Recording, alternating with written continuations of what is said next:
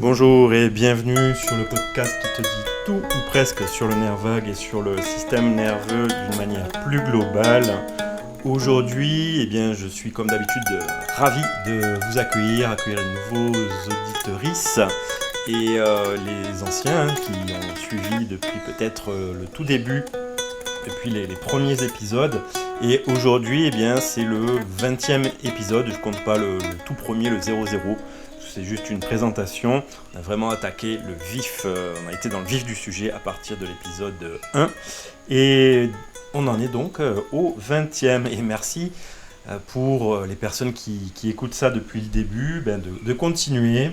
Je vous invite vraiment, je t'invite, parce qu'on se tutoie ici, je t'invite à le partager autour de toi si tu penses à des personnes que ça peut intéresser, que ça peut aider aussi, parce que l'idée aussi, le but, l'objectif de ces épisodes, de ce podcast, c'est de diffuser, vulgariser une information qui peut soutenir tout un chacun, toute un chacune dans nos vies, dans les étapes, les expériences que l'on traverse. Et en tout cas, c'est le souhait que je fais, et j'espère donc que ça puisse aider le plus grand nombre d'entre vous.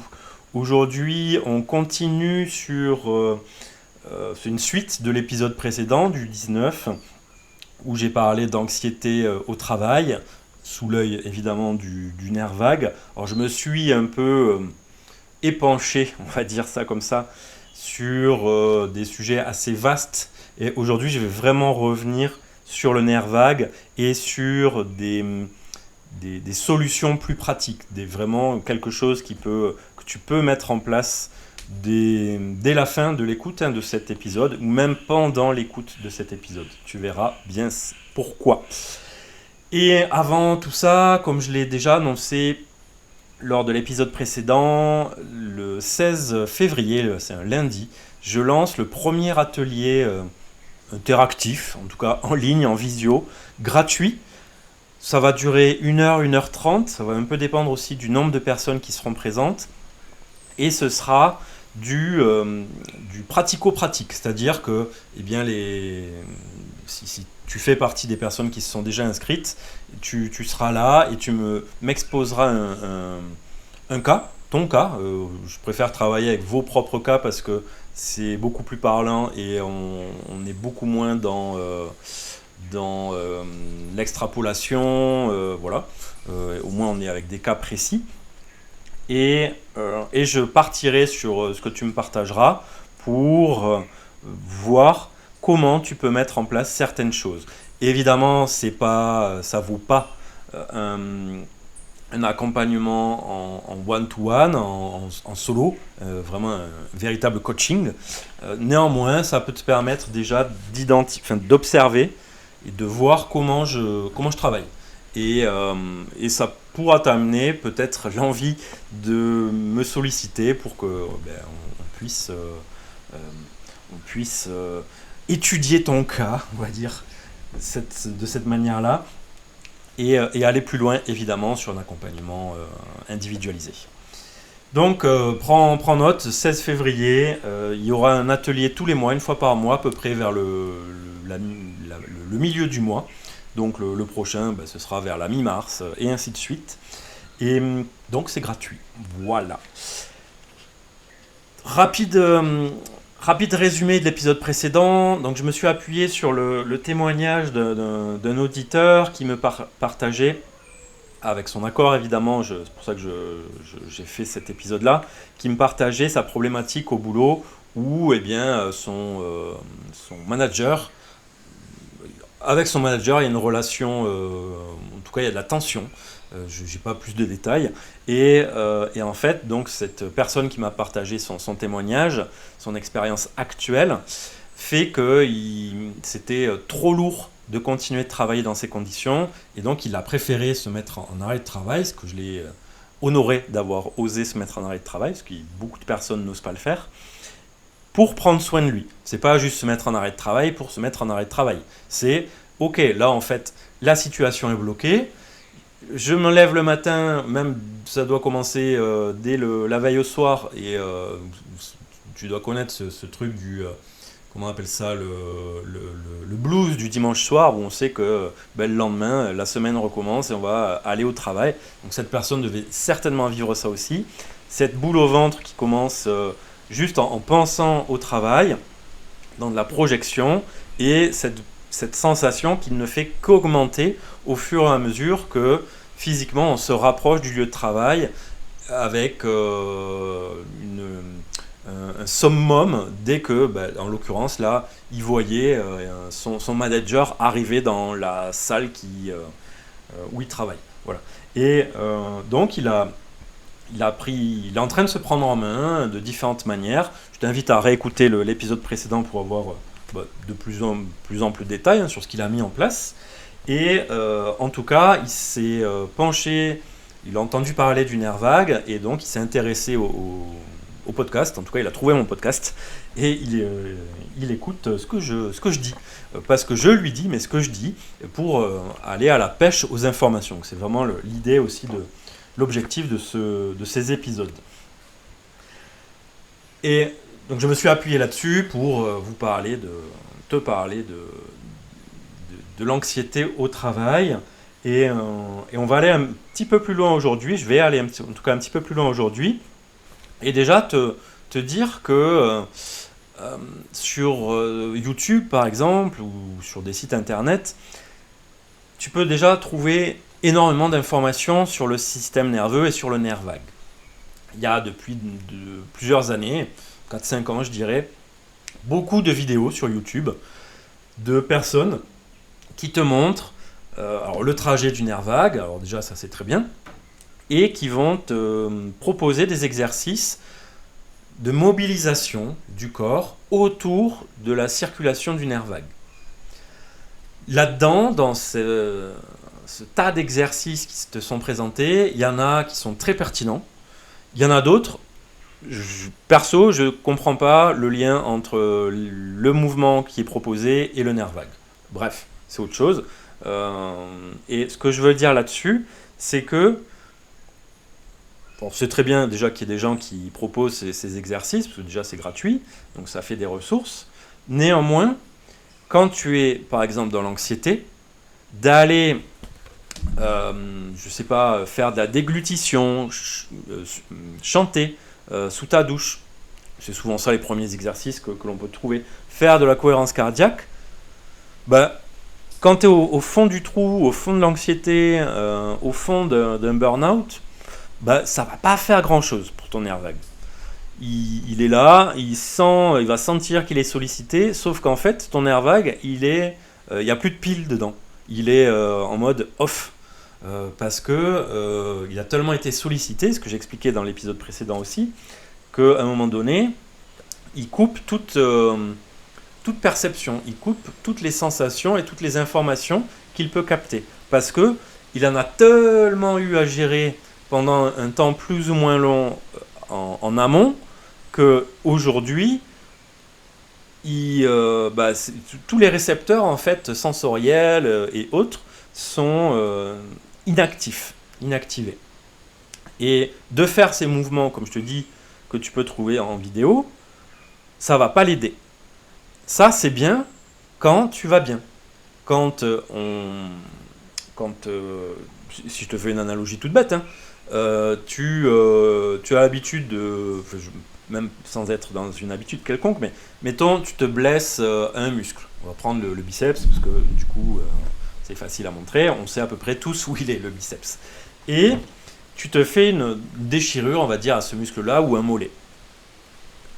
Tu vas pas aller renforcer ton muscle pendant la phase inflammatoire et la phase de lésion.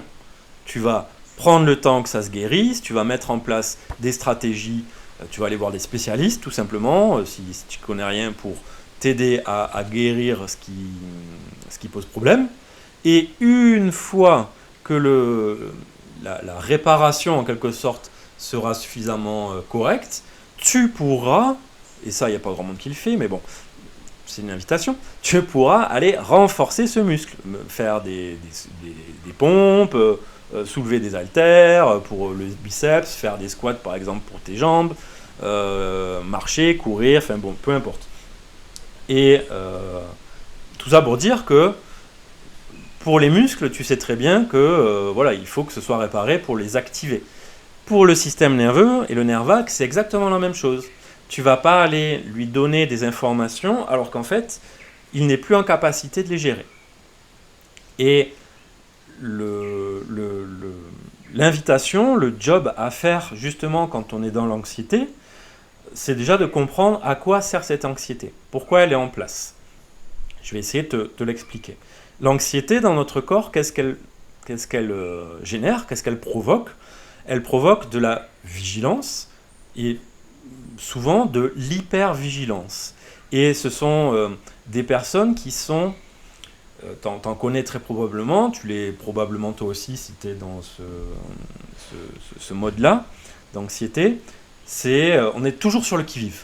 On est aux aguets. Et le moindre truc, hop, on réagit. On peut avoir tout un tas d'idées aussi, ça va souvent de pair.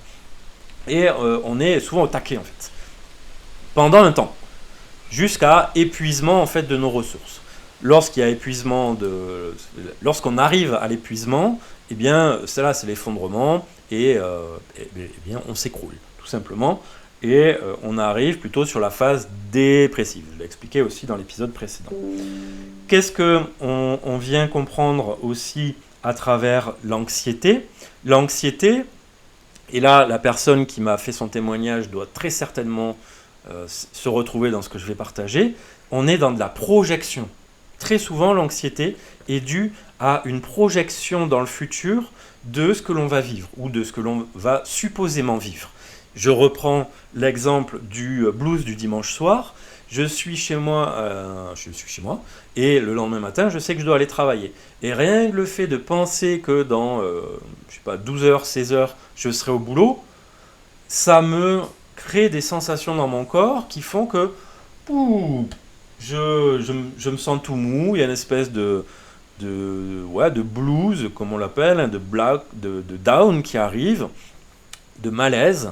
Et soit on s'écroule là-dedans, soit d'autres personnes, et souvent dans l'anxiété, il y a beaucoup ça, on va faire tout un tas de trucs pour ne pas y penser, pour penser à autre chose et faire autre chose. Et alors ça, on fait tout un tas de trucs quand on a suffisamment d'énergie. Mais quand le système nerveux commence vraiment à être épuisé, là, on coule petit à petit, de plus en plus profondément en soi. Et donc ça, c'est les notions d'anxiété, des projections dans le futur de ce qui n'est pas encore présent. Notre système nerveux, lui, il gère le présent, le temps présent. Être en présence est une des fonctions de notre système nerveux parce que le danger dans la vie, depuis les premiers mammifères, depuis l'apparition des premiers systèmes nerveux dans les corps des êtres vivants, donc bien avant les premiers mammifères, c'était de gérer ce qui se passe autour de nous dans le temps présent.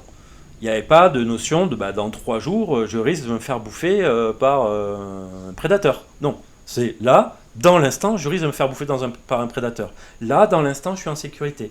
Il n'y a pas non plus il y a une semaine, j'étais en danger. Non, il y a eu une inculcation par l'expérience qui a fait qu'on retient la leçon et qu'on sait que dans tel coin où on a été, il y a un risque potentiel. Donc ça reste en mémoire chez les êtres vivants. Et quand on va revenir dans ce lieu, le système nerveux va actionner des alarmes, on peut les appeler comme ça, qui vont faire que ça réveille un peu plus de vigilance. Et sauf que nous, avec notre cortex qui s'est développé, contrairement aux autres animaux, eh bien, alors, on a la cognition, très bien. Malheureusement, la cognition nous donne la capacité de nous projeter dans le futur et de nous renvoyer dans le passé. Projection dans le futur, ça va connecté à de l'anxiété, en gros, pas que ça évidemment, et la connexion avec le passé, ça peut, je vais utiliser ce mot-là, ça peut nous connecter à de la mélancolie. Et anxiété, on va plutôt être, quand tout n'est pas effondré, sur des gens plutôt speed, Et quand on est connecté à la mélancolie, ben, ça va être plutôt, si tu as déjà expérimenté la mélancolie, t'es pas au taquet en général, hein, t'es plutôt au bord des larmes, morose, dans le souvenir de ah oui, c'était tellement bien à l'époque. Voilà, j'exagère un peu, mais je surjoue un peu. Néanmoins, c'est plutôt ça. Et en fait, nous, en tant qu'humains, avec ce cortex qui s'est développé, cette cognition qui s'est développée, on vit des anxiétés qui n'ont pas lieu d'être, en fait. Sauf que pour notre système nerveux et notre nerf vague, même si c'est de la projection pour l'anxiété dans le futur, dans 1 heure, dans 3 jours, dans 6 mois, pour notre corps, il ne fait pas la différence à savoir si c'est dans 6 mois, dans 1 heure, ou si c'est maintenant. Pour lui, c'est maintenant. Tout ce qu'on pense, c'est maintenant. Tu regardes un film violent à la télé, ton système nerveux, lui, il ne fait pas la différence que tes yeux captent, et tes oreilles captent. Ça ne fait pas la différence entre c'est un film et c'est réel. C'est des images qui sont captées, des sons qui sont captés. Pour ton système nerveux, il y a un danger. Et petite parenthèse là-dessus, c'est pour les personnes qui regardent beaucoup de choses très actives à la télé, beaucoup de trucs sur la guerre, sur les films de guerre, les machins, beaucoup d'actions, ce genre de choses, ben, dans leur vie, ou forcément, je sais pas si on est toujours en train de regarder des films policiers, dans notre vie, on est rarement, à moins d'être un policier de soi-même, on est très rarement confronté à ce genre de scène. Et quand ça arrive, eh ben, il se peut que notre système ne soit pas en capacité de répondre comme il faut. Parce que dans la vraie vie, ça devrait actionner de la vigilance et de l'hypervigilance quand, par exemple, on entend un coup de feu. Sauf que le fait de regarder à longueur de temps des feuilletons, des épisodes, des films policiers, ça a généré une certaine habituation de notre système nerveux au son des coups de feu. Par exemple, j'ai pris ça, mais ça peut être les sirènes, les alarmes, visuellement les flashs des gyrophares, ce genre de choses. Bon, bref. Et ça endort notre système nerveux. Et ça peut créer des problématiques de non-réaction. Voilà. Je te laisserai me dire si ce que je viens de partager est clair ou pas du tout. Si ça l'est pas, évidemment, je prendrai le temps de le clarifier lors d'un épisode suivant. On continue. Je regarde un peu mes notes. Et oui, donc déjà dans ce que je viens de partager, il y a quelques informations que tu peux retenir. C'est-à-dire que à partir du moment où tu es toujours en train de penser au futur et au passé, bien forcément, tu n'es pas dans la présence et tu sursollicites ton système nerveux et ton nerf vague. C'est important d'avoir des objectifs et d'avoir la capacité de se projeter. C'est pas ça que j'ai dit. J'ai pas dit de ne pas le faire en tout cas. En revanche, c'est pour les personnes, en tout cas, je vais rester dans ce domaine-là, pour les personnes qui sont au fond du trou, qui sont mis en arrêt de travail ou qui sont à la limite du burn-out, eh bien à un moment donné, et c'est pour ça que la pleine conscience a tant de succès aujourd'hui, c'est que ça a un effet bénéfique sur notre système nerveux. Au-delà de la pleine conscience, parce que ça demande, c'est pas toujours agréable pour tout le monde, beaucoup de gens n'aiment pas ça, surtout pour les hyperactifs, ils détestent ça, mais ça peut être déjà alors si vous êtes sur la vidéo, derrière moi il y a un magnifique arbre, ça peut être juste se poser et regarder, prendre le temps de contempler. Pas une demi-heure dès la première fois, mais 30 secondes. Et petit à petit, on augmente. Et 1 minute, et 2 minutes. Prendre le temps de passer du temps avec, si vous avez des enfants, être avec eux en pleine présence. C'est-à-dire que votre gamin, il vous sollicite, eh bien, vous mettez tout de côté, et pendant 5 minutes, vous jouez complètement avec cet enfant. Que ce soit le vôtre, ou votre nièce, neveu, cousin, enfin, peu importe. Et là, vous nourrissez votre système nerveux parce que vous lui redonnez une information de présence. Et il y a une autre chose que l'on peut évidemment faire, c'est observer à chaque instant, et ça c'est vraiment ce que je propose dans les coachings, c'est prendre le temps de se goûter. C'est quoi ce goûter? C'est identifier, par exemple, dès le matin, pendant que je suis en train de boire mon thé, mon café, que je suis encore au calme, ok, comment je me sens physiquement dans mon corps? L'information physique va me donner un état émotionnel. Donc, si physiquement vous n'avez pas l'habitude de le faire, ben regardez votre émotion. Est-ce que vous vous sentez tendu, en colère, en rage? Est-ce que déjà vous arrivez à identifier votre émotion? Donc ça, c'est le premier point. Est-ce que vous savez nommer votre émotion? Si c'est pas le cas, bah, moi je t'apprends à le faire. D'autres personnes le font, évidemment. Après, on peut aller plus loin. Ok, dans mon corps, est-ce qu'il y a des douleurs? Est-ce qu'il y a des tensions? Est-ce qu'il y a... comment je me sens au niveau de ma digestion? Je pourrais parler de longtemps de la digestion. Juste un petit truc. Je le dis là parce que je l'ai trop vu dans mes accompagnements alimentaires. Avoir un ventre qui ballonne après avoir mangé, ce n'est pas normal. Trop de personnes pensent que ah bah oui, je sommeille après avoir mangé, bah, je fais une sieste, mais c'est normal. Ça fait X années que c'est comme ça pour moi. Pareil que mon ventre il gonfle ou que j'ai des gaz. Non, c'est pas normal. C'est pas normal. On ne devrait pas avoir ce genre de symptômes quand on vient de manger. Voilà, un petit truc. Et ça, en fait, ce genre de signaux donne une information d'insécurité à en tout cas votre système nerveux perçoit ces signaux comme de l'insécurité. Parce que quelque chose d'anormal se passe. Et le fait de se dire, ben oui, mais c'est normal, ça fait 20 ans que mon ventre il gonfle après avoir mangé. Ben non. En fait, à chaque fois que tu manges, ton corps, lui, il sait, il a cette intelligence de savoir que tu es en insécurité. Sauf que toi, parce qu'on ne nous l'a pas appris, et parce qu'on s'est déconnecté petit à petit de ce corps, eh ben non, bah c'est normal. Bah forcément, au bout d'un moment, t'étonnes pas que tu aies une fatigue chronique. Parce que il n'y a plus cette écoute de ce corps. Parce que à chaque fois que tu manges, ton corps il t'envoie des signaux. Bah là, tu viens de manger un truc, bah moi ça me fait ballonner dans ma digestion. Et parce qu'il y a un truc que tu as mangé, en fait, on peut pas le digérer. Mais hop, hop, hop, on va mettre ça de côté, l'alimentation. Souffle l'alimentation, on s'en fout. Je pourrais parler très très longtemps de l'alimentation, donc je vais fermer la parenthèse là-dessus.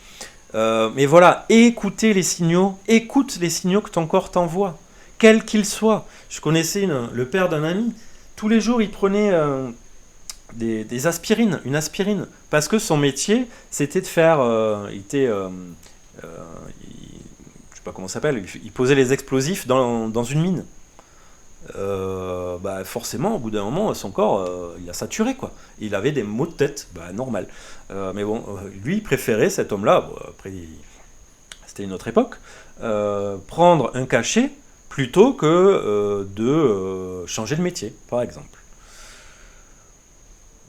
Notre système nerveux a besoin, pour éviter de s'inflammer et de s'effondrer, de se sentir en sécurité. Si, je reviens à l'alimentation, je suis désolé, mais si à chaque fois que je mange, mon corps génère si à chaque fois que je mange j'ai des problèmes de digestion, mon corps le perçoit, ça fatigue mon corps. Imagine à chaque fois que tu te lèves dans ta maison. De la position assise, tu te lèves, de la position allongée, tu te lèves, il y a une alarme qui se déclenche. Et tu l'écoutes pas. Et au bout d'un moment, elle s'éteint. Au bout d'une heure, 2 heures. Et puis tu vas te relever, hop, elle se rallume. Mais tu l'écoutes pas. Puis au bout d'une heure, 2 heures, elle s'éteint. Et continuons comme ça. Ce bruit de fond, à un moment donné, il va devenir continuel. Et va générer une fatigue chronique. Chronique, c'est continuel, tout le temps. Tout le temps. Tout le temps. Il y a une inflammation dans ton corps qui ne s'arrête jamais.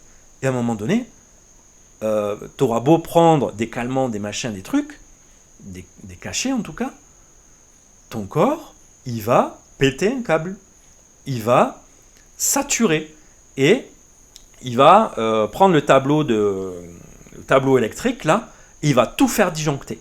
Et là, c'est le collapse, c'est l'effondrement, c'est la dépression, c'est le burn-out, c'est l'accident de travail aussi, parce que quand on a un métier de bureau, il n'y a pas trop d'accidents de travail, mais quand on a un métier manuel, le nombre de personnes qui se blessent plus ou moins gravement dans ces métiers-là, pour beaucoup, c'est une vigilance qui s'est amoindrie pour plein de raisons, mais souvent par surcharge de travail,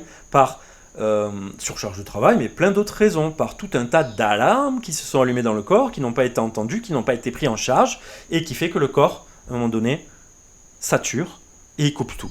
Et donc, on se fait mal. Du coup, on est obligé de s'arrêter et de se prendre en charge. En tout cas, certains vont se prendre en charge juste en soignant la blessure. Beaucoup vont retourner dans le même travail. Et bon, voilà, ça c'est un autre sujet, une autre problématique. Notre système nerveux, comme je te disais, il a besoin de se sentir en sécurité. Pour se sentir en sécurité, il a besoin d'être entendu. Donc c'est déjà entendre tous les signaux dans ton corps. Donc faire un scan régulier de son corps dans les sensations. Est-ce que j'ai des douleurs quelque part ? Quand j'ai des douleurs, quel spécialiste je vais voir pour prendre en charge ma douleur ? Identifier quelle est la problématique réelle que j'ai. Arrêtez de minimiser vos douleurs dans votre corps.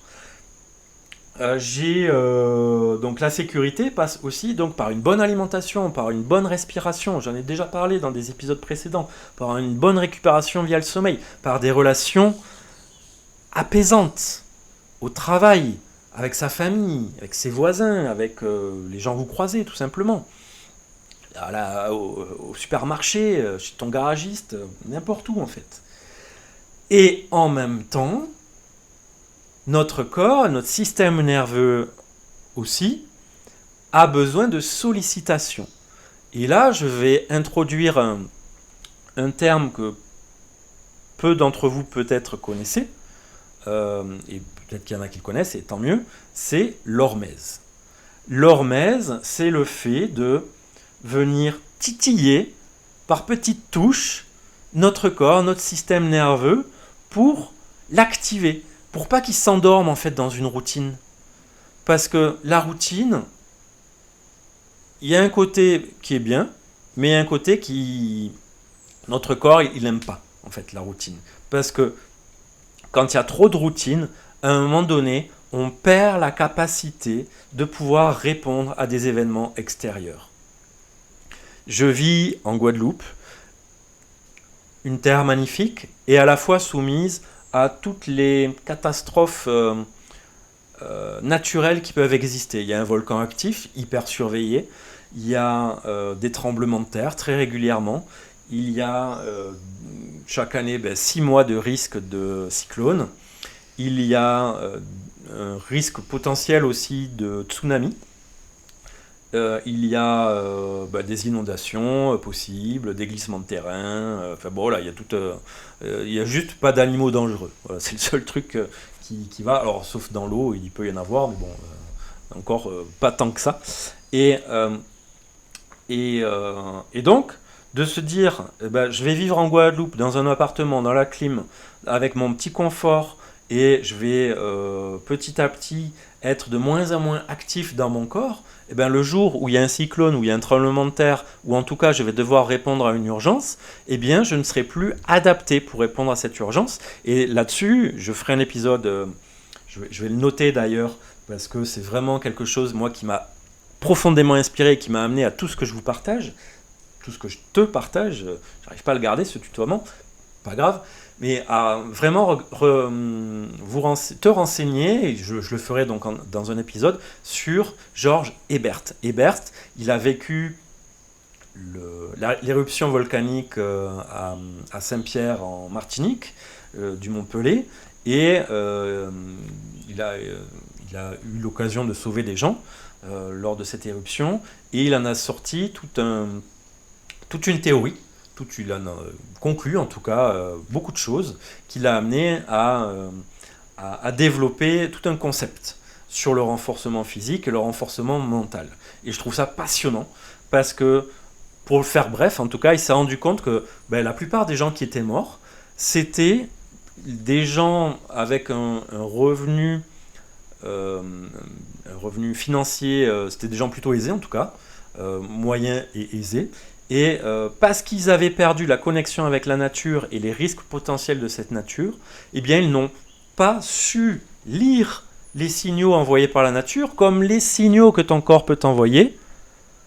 Et ils ont pas réagi en fait. Ils n'ont pas compris ce qui est en train de se passer. Et ils se sont pris la nuit ardente en pleine pogne. Et ben, ils sont morts. Voilà. Alors je dis pas que des gens qui étaient en contact avec la nature n'en sont pas morts non plus. Tout le monde n'a pas pu être sauvé. Forcément, si tu étais au pied du volcan, ben, ça va à 200 km/h. Donc c'est difficile de fuir devant ce genre de choses. Néanmoins, je trouve ça très parlant, cette notion-là de se dire, ben, si de temps en temps je viens pas créer des sollicitations dans mon corps, ben forcément, comment tu veux répondre à quelque chose auquel tu n'es pas entraîné. Ça ne veut pas dire être survivaliste, hein. J'ai pas dit ça non plus. C'est juste avoir la capacité de savoir se servir de son corps. Donc ça veut dire revenir de l'exercice physique, revenir à se balader dans la forêt, à écouter la forêt, écouter son environnement, identifier les nuages. J'ai parlé de ça aussi dans un épisode, hein. Savoir quand on part en nature, en montagne ou autre, ou en pleine mer, eh ben, savoir identifier tel nuage, c'est un risque d'orage potentiel en tout cas. Tel autre nuage va évoquer autre chose. Et réapprendre ces bases-là va vraiment déjà te remettre dans la présence et te permettre de pouvoir répondre d'une manière plus ou moins correcte aux sollicitations qui peuvent arriver. Voilà. Donc déjà pas mal de petites pistes, hein, pour nourrir ce système nerveux, ce nerf vague.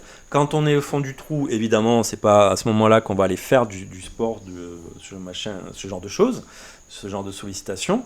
Alors il y a les bains froids aussi, hein, qui marchent très bien, douche froide, bain froid, pour venir titiller un peu notre système nerveux. À ne pas faire quand le système nerveux est dans les chaussettes. On restaure d'abord son système nerveux. Donc repos, sommeil, réparateur, alimentation et tout ce qui va avec. Voilà. Je te laisse avec déjà toutes ces informations. J'espère que ça t'a plu, que tu as pu trouver quelques pistes à mettre en place en tout cas. Et je te dis à très vite pour le prochain épisode. Ciao, ciao.